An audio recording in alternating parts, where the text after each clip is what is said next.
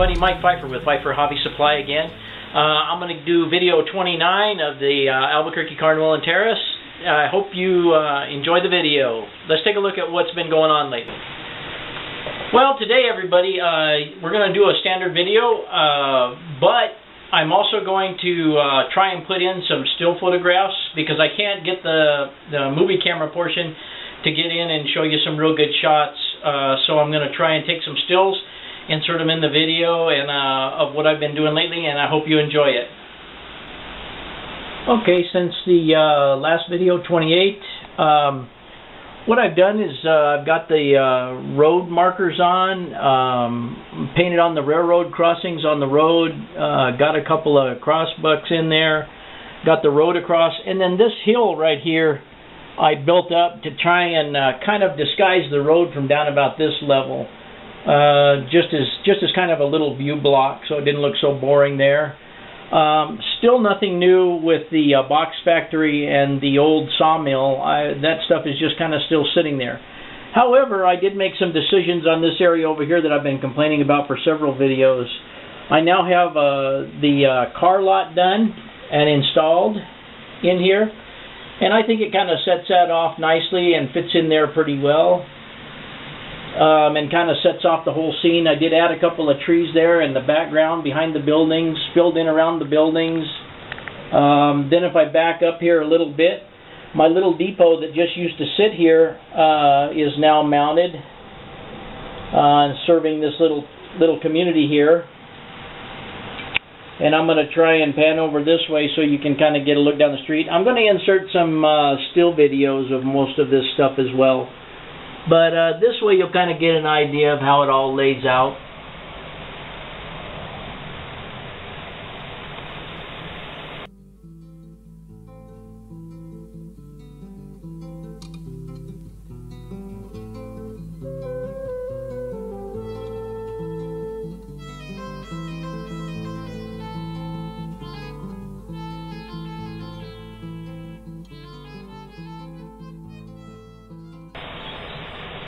And that's about it on this area. Let's move on down the line.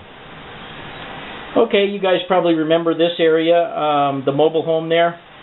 Since the last time, I've put these barrier trees that the gentleman planted between the railroad and his mobile home. Of course, they've always been there, but I don't know if anyone's ever noticed the tires on the roof holding the roof down in the wind. The bar is pretty much like it used to be. However, I did add this little adobe house back here on the road that dead ends going up into the ghost town. So, and then this little shed here next to the road, I don't know exactly quite what we're going to call it yet, but this little area here is pretty much done for right now, and I'll throw in some stills of it as well. Let's go on down and take a look at the junkyard. On the way down to the junkyard, I just happened to realize that I had done this billboard here. It's an Osborne Models kit, and I just happened to have the decals for in the kit for the A to Z auto sales, which is down in the other town there. I need to get this permanently mounted here next to the highway, but I just thought I'd show it to you. It makes up a pretty nice little kit. Let's take a quick shot of it here. Now we'll move on down to the junkyard. Okay, this would be coming from where we just got done looking at the pictures, down the highway towards the depot here, and much to the dismay of the depot, this gentleman decided to put his junkyard right across the street from the depot. Not very appealing, but the guy makes a lot of money with his stuff.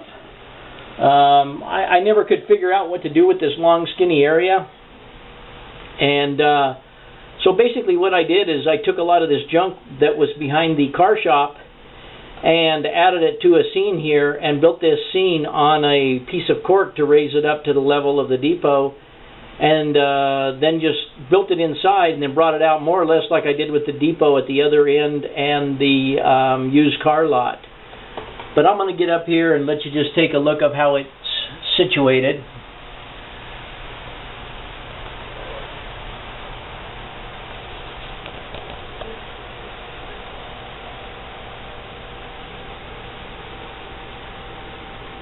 And if I back up here, I really like the look of it in that area. Like I said, the inhabitants probably don't like it too much, but I don't think the guy that owns the junkyard really cares.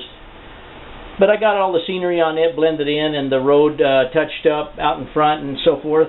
And then if I come down here just a little bit too, I'll show you one other thing. I think maybe I got it in video 28. This little grain facility and so forth here. It's not in permanently by any means, but I did get, when I did the junkyard, I did do the parking lot area in the front. So now I just got to set the buildings in and do some scenery around and put up some signs and so forth. The only other thing that, there's a couple of things else that are new, but what I'm going to do is swing down here. And I may have showed you this before, but this is where I took all the stuff out from behind the car shop. I still haven't determined what I'm going to put there. I'm thinking about maybe a couple of businesses or maybe an apartment or something, a low-income apartment or something like that, you know, along the highway there.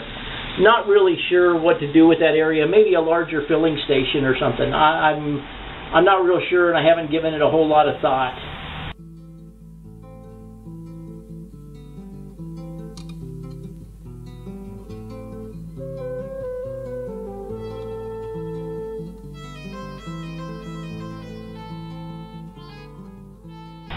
And the only other thing, let's swing around by the yard, and I'll just show you a couple things that I've done there, and that's pretty much it for now. But let me swing over there. Well, the only other thing that we've got going on here is just added a few trees in here near the yard. What I really need to do is get some activity, get some people and vehicles and equipment and details around the turntable and so forth. That's kind of been driving me crazy lately too. We'll leave that for another video, and we'll get back to that another day. Well, everybody, that's today's video. I hope you enjoyed the insertion of the still pictures. Gives you a little better idea of the detail as opposed to just the video. When you get to this stage, as I've said before, not a whole lot going on, just a little bit of pieces here and there. But I hope I brought you up to speed on what's been happening lately, and we'll talk to you guys next time. Thanks for watching.